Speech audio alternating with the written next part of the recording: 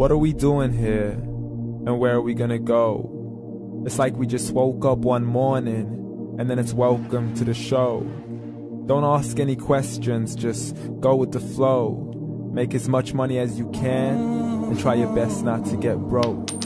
Copy everything you see on the TV, from the hairstyles to the clothes, and don't think too often, just do exactly as you're told. And if you ever get confused, then just turn towards the alcohol. You'll still hear your thoughts, then just turn up the radio as you learn to live a lifestyle of drugs, sex, and rock and roll. But in all honesty, I just need to know, is there more to the cycle than growing and getting old? Living and dying just to leave behind a happy home and a whole lot of property that somebody else is going to own.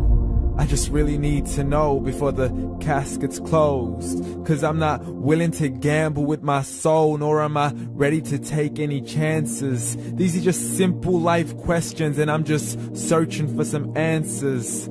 Like, what are we doing here? And what is our purpose? How did we get here, and who made us so perfect? And what happens once we go, or is this world all really worth it?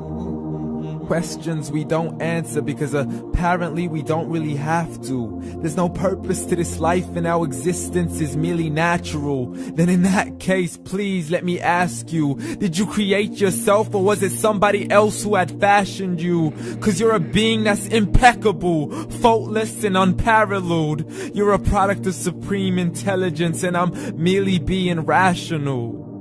For there isn't a camera on this earth that can come close to the human eye, nor a computer that can compete alongside the human mind. And if the whole world was to come together, we wouldn't be able to create a single fly. So many signs, yet we still deny. As science tries to justify that all this could come from none, when it's a simple sum. 0 plus 0 plus 0 cannot possibly ever give you 1. So from where did all this order come? For everything has its origins, a maker, a creator of its own. I mean, the only reason you're watching this video is because somebody had to press upload. So we can believe in the Big Bang, but I'd rather believe in He who caused it to explode. Allah, the creator of everything along with every single soul. The ever-living, the master, the only one who is in control. Unlike his creation, beyond our imagination. And no, he's not a man, nor does he have any partners in association. He's on his own. And no, he did not ever leave us alone. Just like every manufacturer, he left us with an instruction manual. The Quran and Islam, and I'm sorry to jump to conclusions, but it's the only one possible. The only definition of God is the one and only supreme being. It's logical, a book with 0 contradictions, with miracles that are both scientific and historical, all revealed over 1400 years ago. Like the detailed description of the human embryo. The descriptions of the human embryo in the Quran cannot be based on scientific knowledge in the 7th century. To the mountains as pegs holding firm the earth below, and the 2 seas that don't mix in a complete separate flow. To the planets in orbit, alternating night and day as they stay in flow. The expansion of the universe and the creation of everything from H2O.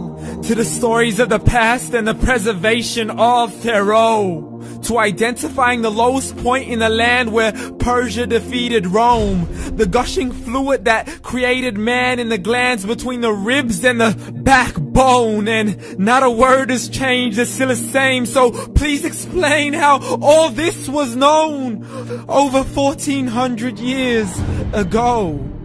To a man who couldn't read or write as he would recite whatever the angels spoke. And if you still don't believe, please try to come up with something that's even close. But you can't, so we took God as a mockery and his messengers as a joke. Muhammad could not read or write.